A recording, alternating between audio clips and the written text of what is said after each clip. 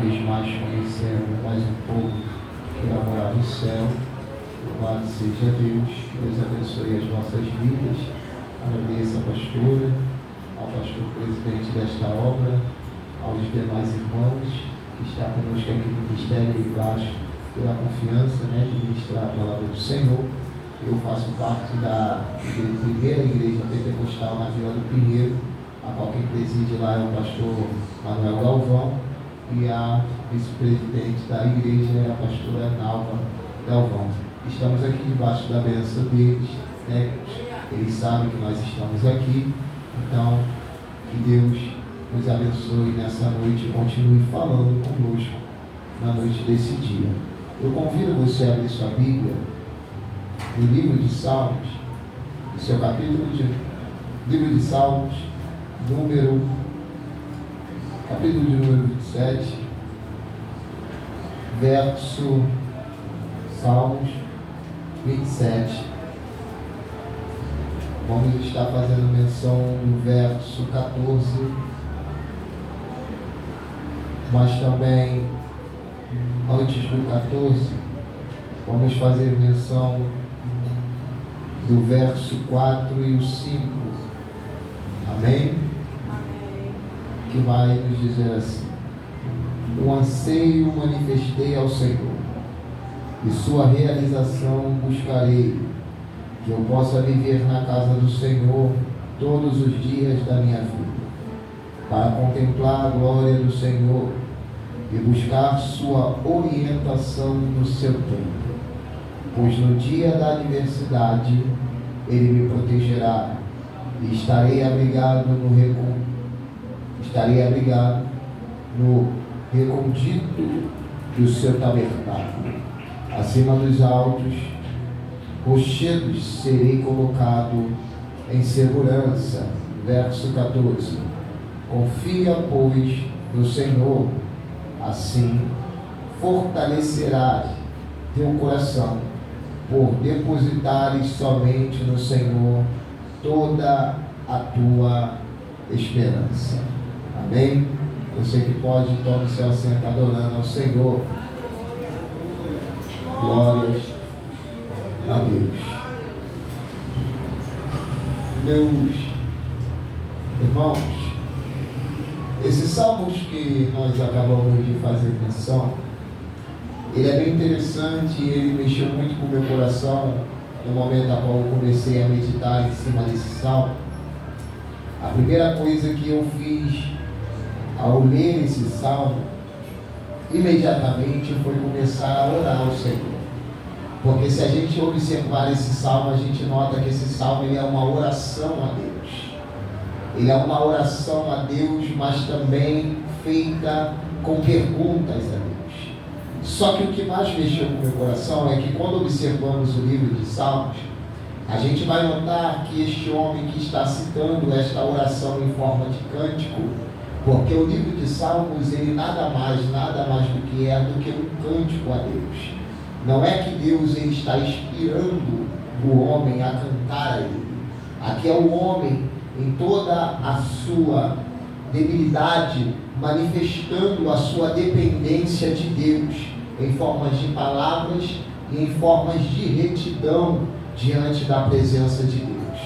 E logo ao observar esse livro, eu fico muito encantado com tudo que acontece dentro dele. Porque cada salmo ele tem um significado e cada salmo ele é escrito ou entoado em um momento particular da vida de cada salmista.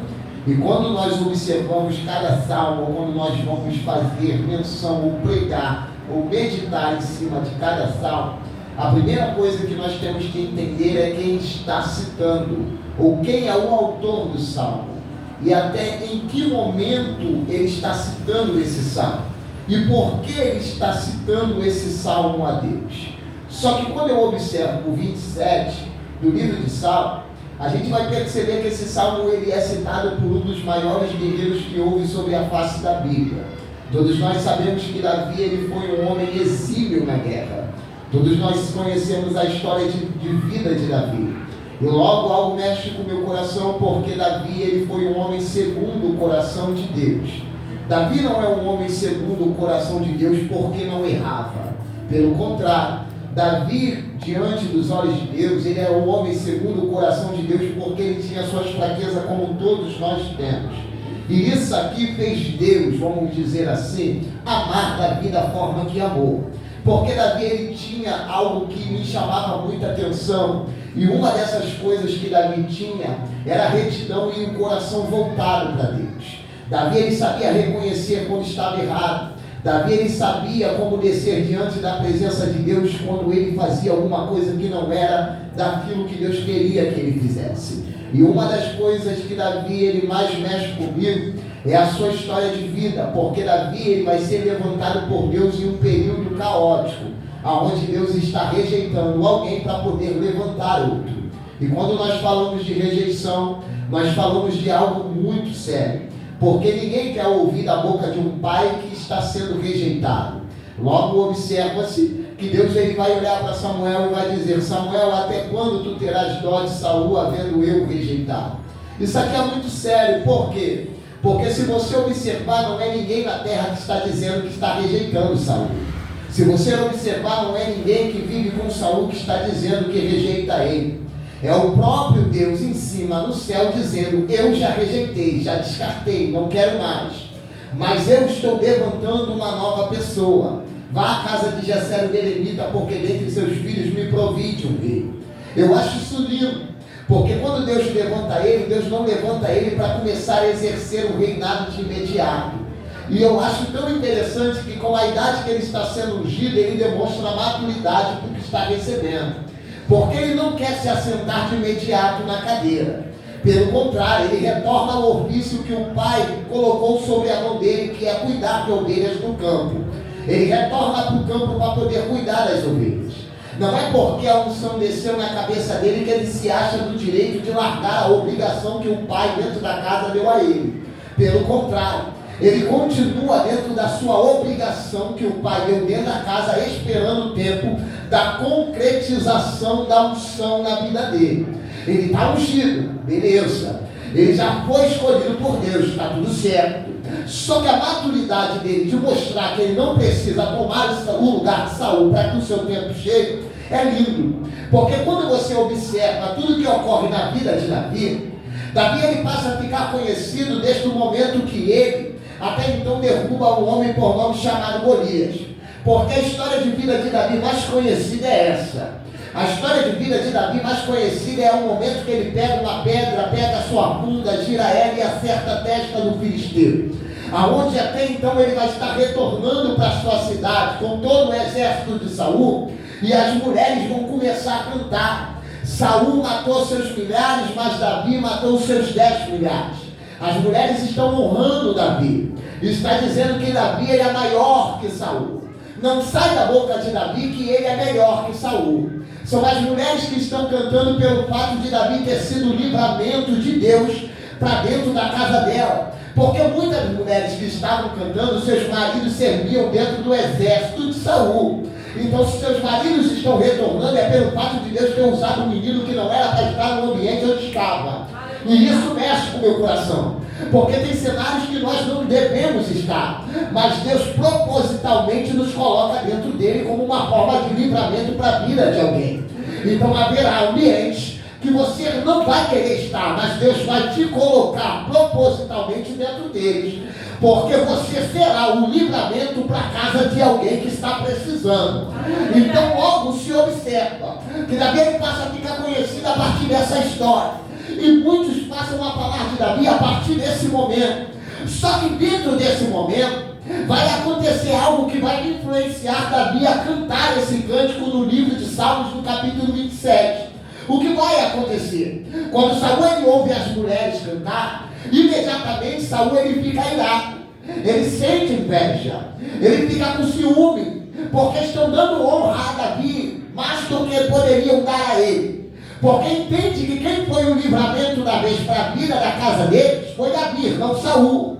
Porque até então isso aqui vai mexer e abalar completamente até então a amizade de Saul para com Davi. A princípio, antes de chegar na cidade, você vai perceber que está tudo bem entre os dois. Em nenhum momento da vida de Davi teve Saul como seu rival.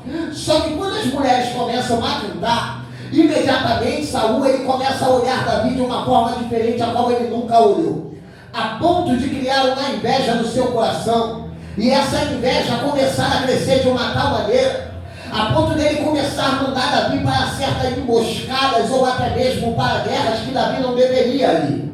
Ele vai tramar para poder tirar Davi de cena. E isso mexe com o meu coração, porque toda vez que ele envia Davi retorna vitorioso das guerras que Saul está enviando.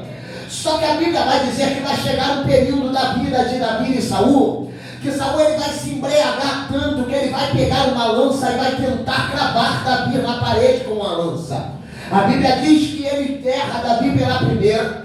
Na segunda, Davi se desvia da lança que Saul está lançando. E ele não tenta nenhuma nem duas, mas ele tenta muitas vezes matar Davi.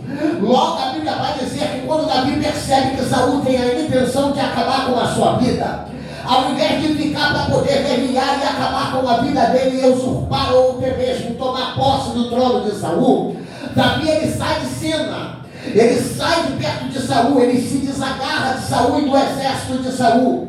Ele começa a caminhar sozinho, a viver sua vida longe de Saul. Mas a todo momento Saul ele quer acabar com a vida de Davi, porque entende que Deus é na vida desse rapaz. Só que a Bíblia vai mexer com o meu coração, porque esse salmo ele começa a ser cantado exatamente nesse período que Davi ele está fugindo de Saul.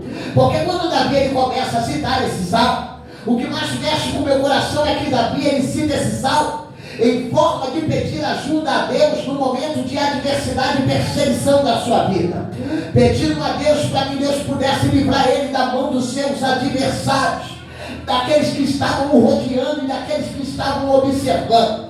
E um dos maiores adversários de Davi foi Saul sobre a face da terra, porque Davi guerreou por Saul, mas Saul queria matar Davi. E logo mexe com o meu coração, porque nesse período que Davi está citando esse salmo, é um período onde ele está vivendo uma adversidade muito grande, porque ele está sendo perseguido por alguém que ele ama. Ele está sendo até mesmo afrontado por alguém que ele ama. E isso mexe muito com o meu coração, porque se fosse outra pessoa, certamente atingiria Saul na mesma proporção que ele está tentando atingir Davi. Só que Davi se mantém, ele permanece dentro da sua integridade. E isso mexe muito comigo, por quê? Porque Davi não sai para poder guerrear contra ele. Ele prefere sair de cena do que atingir aquele que Deus levantou. Porque Davi entende, assim como eu fui ungido, o óleo que foi derramado sobre a cabeça dele ainda permanece. Então Davi permanece respeitando o azeite que desceu sobre a vida de Saul. Aí a pergunta aqui no cara: Filipe, por que Saul quer tanto matar Davi? Por causa da inveja. Uma inveja que não foi tratada, uma inveja que com o tempo só crescia. E a forma que o tempo passava, Davi, ao invés de tentar até mesmo guerrear contra Saul, não, ele se escondia ou fugia de Saul. Teve tantas oportunidades de matar, mas ele preferiu não matar. Teve tantas oportunidades de findar aquela perseguição, mas ele preferiu não terminar. Porque ele entende que há momentos na nossa vida e há cenários que a gente não precisa levantar espada contra aqueles a quem nós amamos. Tem coisas que acontecem no seu devido tempo. E Deus me ensinou uma coisa dentro da palavra dele, que não tem nada melhor do que o tempo para que Deus possa realizar os seus projetos na nossa vida. Não tem nada melhor do que um tempo para que Deus possa começar a revelar todo o projeto que Ele quer tirar do papel para poder se realizar na tua história.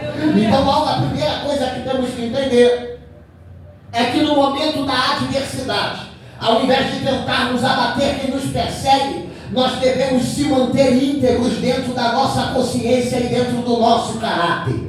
Porque Davi ele foi um homem muito hábil dentro da guerra. Ele venceu guerras que Saul não imaginava que ele iria vencer. Mas no momento que ele pensou que quem o perseguiria seria os de fora, quem tentaria matar ele seria os de fora, foi os de dentro que ele estava sendo usado como livramento para a vida deles que tentou matar ele. É isso aqui que eu acho lindo, porque quando ele começa a citar esse salmo, e ele vai dizer uma coisa interessante no verso 4, que ele vai dizer: uma coisa eu pedi ao Senhor. Para quê? Para que todos os dias eles viessem poder estar diante da presença de Deus, ou dentro do templo do Senhor, e aprender com o Senhor. Isso aqui é lindo, porque no momento de adversidade, no momento de perseguição, onde nós devemos demonstrar até mesmo, como eu posso dizer, nós devemos mostrar desespero, Davi ele estava demonstrando tranquilidade. Isso aqui é lindo, porque no momento da adversidade, nós entendemos que nós acabamos ficando frágeis, porque estamos sendo perseguidos e tentando ser atingidos por aqueles a quem nós nunca imaginamos que se levantaria contra a nossa vida. Só que esse camarada aqui, no momento da sua adversidade, ele procura orar. Só que dentro da oração dele, do Salmo 27, ele vai fazer algumas perguntas a Deus. E dentro dessas perguntas, ele não obtém resposta de imediato, porque no Salmo é só ele cantando a Deus. Não é Deus manifestando o seu poder e a sua resposta diante do que Davi está clamando. Mas Davi ele está pedindo uma coisa a Deus: me livra dos meus adversários. E tem um salmo de Davi que mexe muito com o meu coração, porque Davi, em um determinado salmo, ele vai citar um salmo de uma tal maneira que vai impactar a minha vida, e esse salmo eu carrego ele junto comigo. Ele vai dizer que se não for o Senhor nos dias que os seus adversários se levantaram, eles já teriam o engolido vivo. Esse salmo eu carrego comigo porque desde o primeiro dia que eu li esse salmo, Deus me fez entender uma coisa: que nunca foi a habilidade de Davi que fez dele um guerreiro hábil, nunca foi a força do seu braço que fez ele ser um vitorioso, nunca foi até mesmo a sua beleza que fez ele ganhar guerras que ele ganhou. Não, nunca foi. Ele cita nesses salmos em forma de agradecimento uma coisa: se não for o Senhor, nos dias que os meus adversários se levantaram, eles já teriam nos engolido vivos. Isso aqui é lindo. Por quê? Porque a todo momento Davi está dizendo: Senhor, me livra dos meus adversários. Senhor, me mantém de pé diante dessa perseguição. Senhor, não me deixe fraquejar e atingi-lo da mesma forma que ele quer me atingir. Eu não sei se você reparou, mas quando a gente vê, quando Davi mata Golias, imediatamente, se você for notar, a intenção do pai de Davi não é enviar ele para a guerra para poder entrar em batalha. A intenção do pai de Davi é dar a ele um objetivo, que é levar alimento para quem está na guerra. Então Davi nunca deveria ter entrado no campo de batalha como entrou. Só que ele vai com um propósito, o propósito de alimentar, porque se encarregava os pais e as mães ou os familiares de mandar alimento para a guerra, porque dentro da guerra não havia alimento. Então eram os parentes que mandavam para dentro da guerra aquilo que não tinha do lado de dentro. E quem é que está vindo do lado de fora com algo para dentro do acampamento? Davi. Só que havia restrições, pastor. E as restrições diziam: tu não pode estar aí dentro. Só que ele não sai de mão vazia de casa. Ele vai para a guerra pronto para poder alimentar, com um propósito determinado na terra, que foi o pai dele. Só que quando ele ouve alguém afrontar, imediatamente ele larga o propósito da terra e agarra o do céu. Ele vai dizer: quem é este circuncidado, rapaz, esse filisteu incircunciso, para afrontar o exército do Deus vivo? E a palavra do filisteu era: envia-me um homem para a guerra. Psicologicamente está todo mundo quebrado, porque ninguém se apresenta. Todo mundo que está ali é guerreiro, todo mundo que está ali é valente, porque ninguém se apresenta para a guerra. Porque o gigante mexeu com a mente de todo mundo e fez todos entender que eram incapazes de vencê-lo. Só que quando o menino chega, que não usa armadura, que não usa espada, que não usa escudo, que não entra na guerra como aqueles que estão ali estão acostumados, ouve a afronta, imediatamente o instinto dele sai lá, rapaz. O instinto que há dentro dele grita: quem é este filisteu incircunciso para afrontar o exército do Deus vivo? Ou seja, não era para estar, mas chegou para ser livramento na vida de alguém. Não era para entrar, mas entrou para poder causar, rapaz, trazer aquilo que não tinha do lado de dentro. Por favor, você pode tocar no ombro de alguém que está do teu lado e diga para essa pessoa que está ao seu lado, diga para ela exatamente assim: para, não era para você chegar, mas Deus criou uma oportunidade para você chegar. Fala: não era para você entrar, mas Deus criou oportunidade para você entrar. Diga agora mais uma coisa para essa pessoa: havia restrições, mas Deus quebrou todas as restrições para te fazer um livramento na vida de...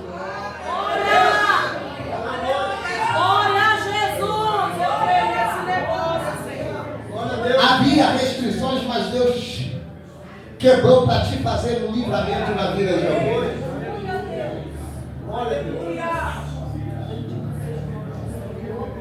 Sabe o que eu acho mais lindo dentro de tudo isso? É que o Salmo ele nunca foi uma inspiração de Deus para o homem, mas sim uma inspiração do homem para com Deus. É uma forma do homem mostrar o seu agradecimento e a sua adoração a Deus, ou seja, se quebrantar para poder adorar a Deus. E o que mais nós temos visto hoje, dentro de tudo que está acontecendo nesse cenário que vivemos, são pessoas criando motivos para não poder estar aqui dentro.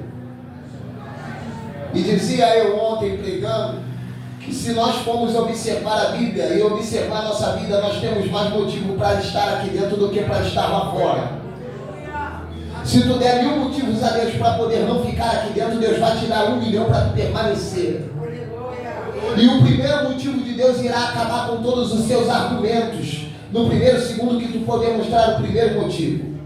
E qual será o primeiro argumento de Deus para poder quebrar todos os meus? Será o filho dele estendido numa cruz dizendo: não era para tu estar onde está, mas ele te fez chegar. Aleluia. O segundo motivo de Deus para poder te fazer entender que tu tem motivo para poder estar aqui, sabe qual é? É você abrir os seus olhos pela manhã, levantar da sua cama e estar respirando enquanto algumas mães estão chorando do lado de fora. Felipe, que história é essa? Todo dia teu filho levanta e fala que te ama, sai para trabalhar e retorna. E tem mães aí que não vê os seus filhos retornar para casa. Sabe o que é isso? É Deus olhando para a tua vida dizendo: da mesma forma que eu te uso para ser livramento para a vida de alguém, eu tenho usado alguém para poder ser livramento para a vida da tua casa. Felipe, que negócio é esse? Rapaz, tem uma presença de Deus aqui. Há uma batalha de Deus aqui nessa terra. É verdade, há uma batalha no mundo espiritual. E Felipe, aonde é que Deus quer chegar? Deus quer te fazer entender, sabe o que é? É que por mais que tentem acabar com a tua história, pode te cercar de todos os lados, mas não vão te tirar do posicionamento que tu se encontra. Felipe, mas a adversidade vem para poder tentar me desestabilizar. Rapaz, ela vem para poder tentar te desestabilizar, mas ela não te quebra diante da adversidade que tu passa. Felipe, mas já era para mim ter parado. Era, falou certo, mas não parou. Sabe qual é a maior raiva do inimigo opressor das nossas vidas? Sabe qual é? É que ele sabe que nós estamos todos quebrados e temos motivo para não chegar a essa casa. Só que Deus sempre cria oportunidade e motivos para te fazer chegar aqui. A maior raiva dele, sabe qual é? Não é que ele te ver sentado, parado nesse banco. Não é essa não. A maior raiva dele é te ver vindo de casa, sem motivo para adorar no meio da rua, dizendo: se não for o Senhor nos dias que os nossos adversários se levantar. A maior raiva dele, sabe qual é? É tu vindo de casa para cá cantando aquele louvor da harpa que bate na tua cabeça de uma hora para outra e você não entende nada. Quando vai ver, já está cantando em alta voz, quem passa do teu lado fica ouvindo você cantar, pensa que tu é mais um fanático dentro da igreja, mas na verdade não. Se soubesse o tamanho da luta e o tamanho da prova que tu carrega para poder chegar aonde chegou. Rapaz, eu pregava ontem sobre Naamã e falava uma coisa bem certa: as pessoas pegam Naamã e apresentam Naamã como uma forma de pecado para poder bater na igreja. Mas se tu analisar o texto, você vai ver, é um camarada que está todo quebrado, todo enfermo, mas Deus está usando para dar livramento à cidade dele. A pergunta que não cala: por que Deus está usando alguém quebrado? É porque não tem ninguém sarado que esteja posicionado como Naamã está. Aleluia! Olhe para alguém aí e fala: poderia ser outra pessoa. Não, pode ficar melhor. Fala: poderia ser outra pessoa. Mas Deus escolheu você. Olhe para essa pessoa e fala: mesmo quebrado, é você mesmo.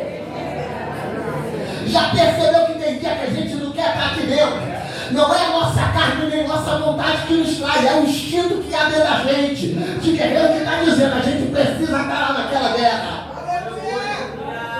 Na verdade, o que Deus viu em Davi não foi a aparência de guerreiro, porque não tinha, foi o instinto que estava dentro dele. Deus sabia que Davi ele era reativo, ele não consegue receber uma... Porque tem gente que não consegue receber a afronta e ficar quieto. Ele não fala, mas ele reage diante da afronta que recebeu. Glória a Jesus. Tu sabia que a reação é melhor do que palavras? Porque reações demonstram quem você é de verdade. Porque há quem diga que quem muito fala nada faz, não é verdade? Então é melhor reagir. A isso Deus está me fazendo lembrar de uma coisa. Esse camarada aqui que nós estamos falando dele, fugindo de Saul, sabe para onde ele vai? Para uma caverna. Aí ele, vou me esconder aqui, porque o momento é de adversidade e perseguição. Quem é que não quer se esconder nesses momentos? Porque o que esses momentos mais traz para a nossa vida, sabe o que é? Silêncio do céu. A adversidade, ela é como se ela calasse a Deus. É como se Deus olhasse e falasse assim, não vou falar mais nada. Tu vai no culto, Deus fala com 100 pessoas, mas não fala contigo que é a 101. Deus levanta o que está do teu lado, o que está do outro lado, o que está na tua frente, o que está atrás de você, mas não levanta você para falar contigo.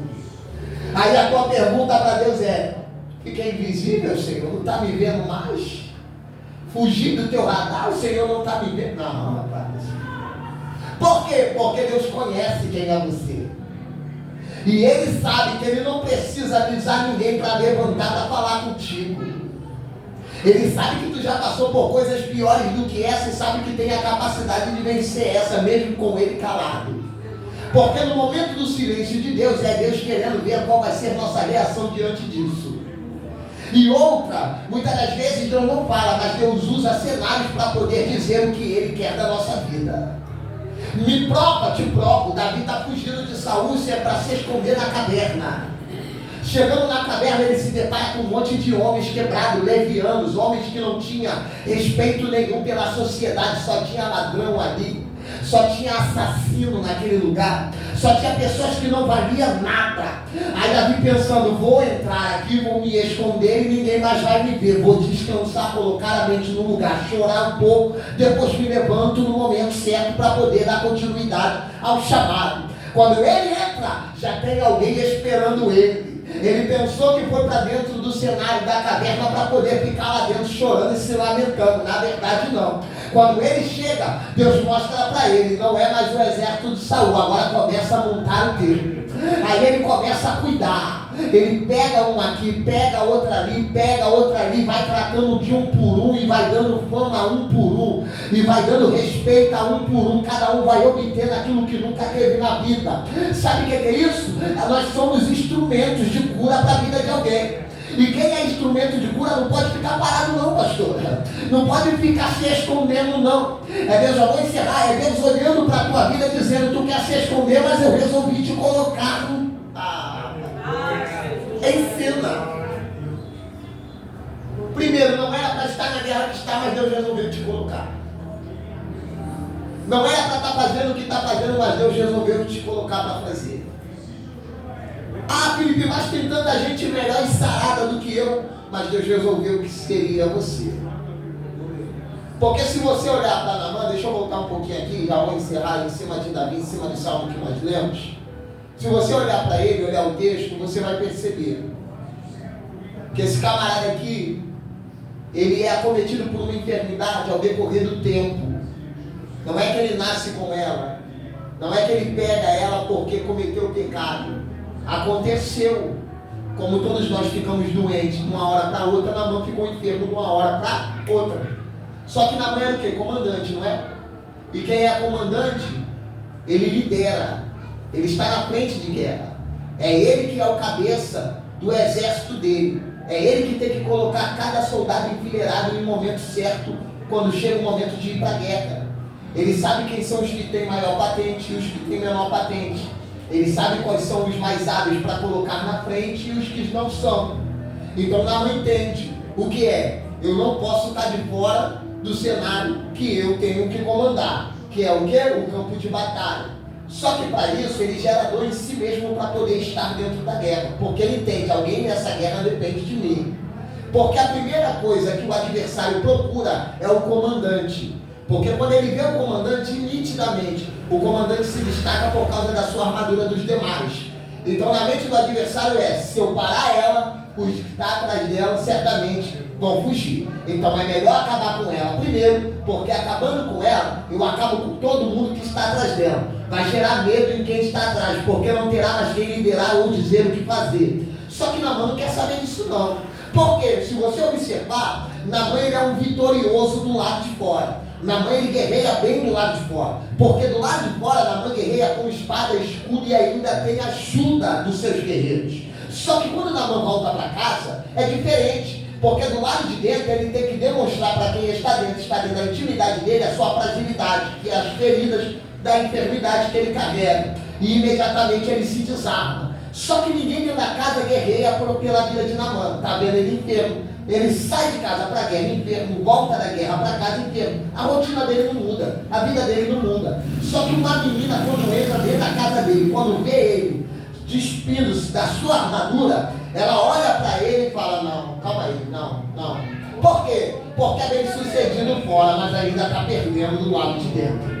Não, tem alguma coisa errada. É um guerreiro exímio do lado de fora, mas é um guerreiro fracassado do lado de dentro. Porque a maior guerra de Naamã não é contra quem está fora, é contra quem está dentro e ainda está agarrado na sua pele. É isso aqui que eu acho lindo. A menina, quando olha para ele, entende, já que a mulher não faz, já que os filhos não fazem, quem dera se ele estivesse em Samaria, diante do profeta, certamente ele o curaria desta lepra. Rapaz, olhe para cá. Alguém que vem cativo, alguém que está sofrendo longe da família, quando vê a oportunidade de entrar na guerra de alguém, por mais que não queria estar ali, imediatamente a demonstrar que já foi curada. Se tivesse aonde eu estava, se entrasse da onde eu saí, certamente seria curado. Ou seja, só pode falar de cura quem já foi curado.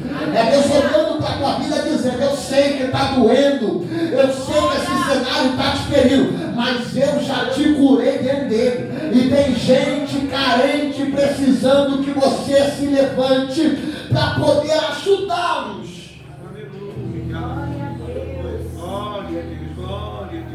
Olhe para alguém e fala: vamos se levantar hoje? Aleluia! Fala: tem alguém dependendo da gente. Glória a Jesus! Fala: tem alguém que depende da tua busca. Irmão, tem gente que depende dessa busca aí que tu... Felipe, mas eu sou tão fraco, mas depende dessa busca fraca. É verdade. O Salmo 27 é exatamente isso.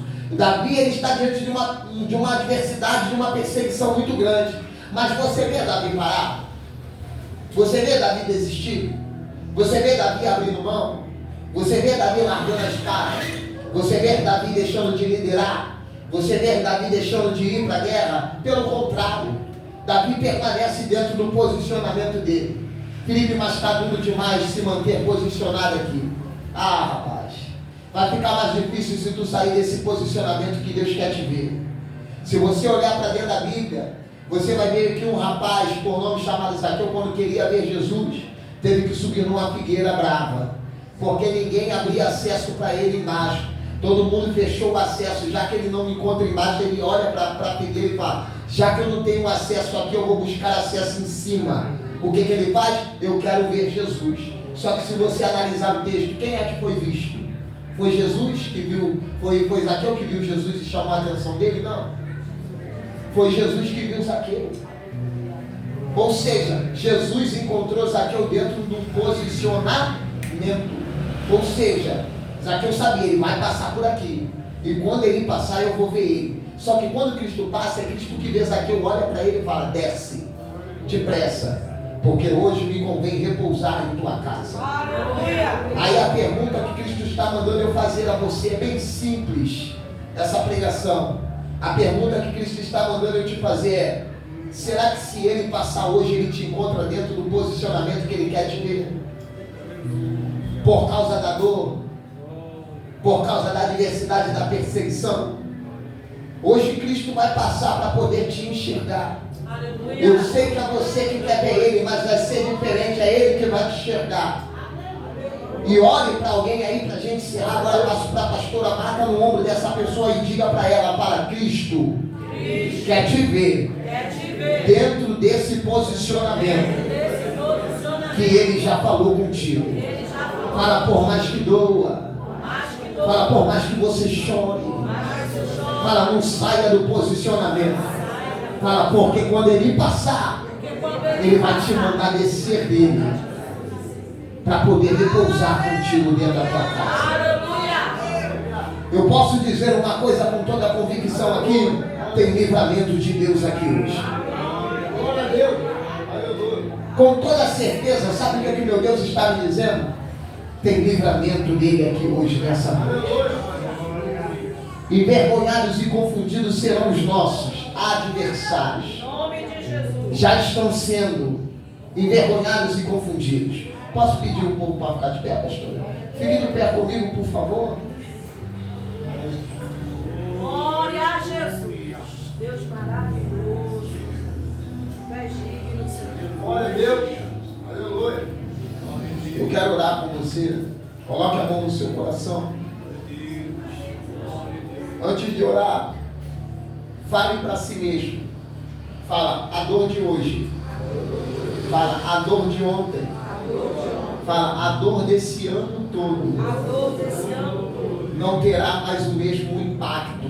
não terá o mesmo impacto A partir de amanhã.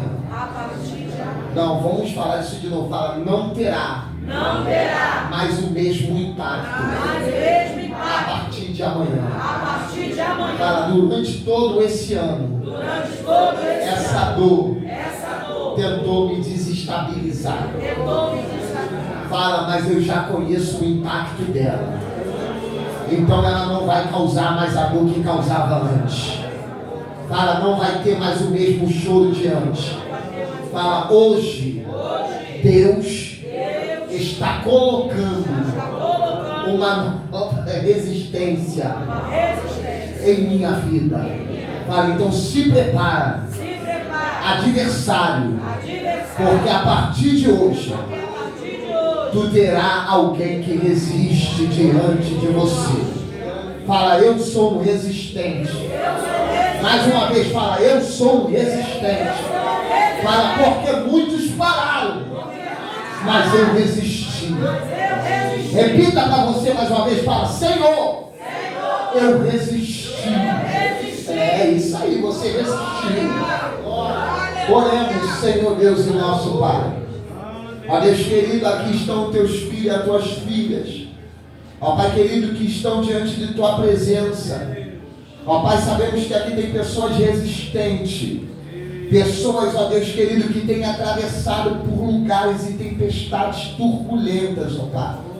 Ó Pai, pessoas que têm enfrentado, ó Deus, gigantes, desertos. Ó Pai, muitas das vezes até, ó Deus querido, afrontas. Ó Pai, que nunca imaginou que iria enfrentar e ia se calar e ter que te clamar. Ó Pai querido, porque muitas das vezes diante da adversidade a nossa vontade é de rebater aquilo que estamos ouvindo. Ó Deus querido, mas o Senhor tem nos dado resistência para poder, ó Deus, absorver. E para também, ó Deus querido, se posicionar aonde o Senhor quer. Ó Deus, porque tudo entendemos que acontece na nossa vida é algo proposital do Senhor. É porque o Senhor está pretendendo fazer algo grande sobre as nossas histórias. Deus querido, que o Senhor possa sustentar cada um que aqui dentro está. Continua dando força, continua mantendo, segurando sobre a mão dos teus filhos e das tuas filhas. Guarda suas casas, suas famílias, ó Pai. Livra cada um de todo mal. Faça cada um aqui entender a força que carrega. Ó Pai, faça cada um aqui entender, ó Deus querido, o tamanho que tem diante da tua presença. Ó Pai querido, faça cada um aqui entender que eles são mais do que vencedores diante de tua presença. E que os adversários da vida deles mais uma vez perderam. Uma vez mais na vida deles e dos seus familiares. Deus continua conosco. Uma coisa só peço ao Senhor, nos permita viver diante de Tua presença por todos os dias de nossas vidas. E não nos desampare, ó Pai querido. Seja com cada um, em nome de Jesus. Em nome de Jesus. Rapidinho. Tem alguém hoje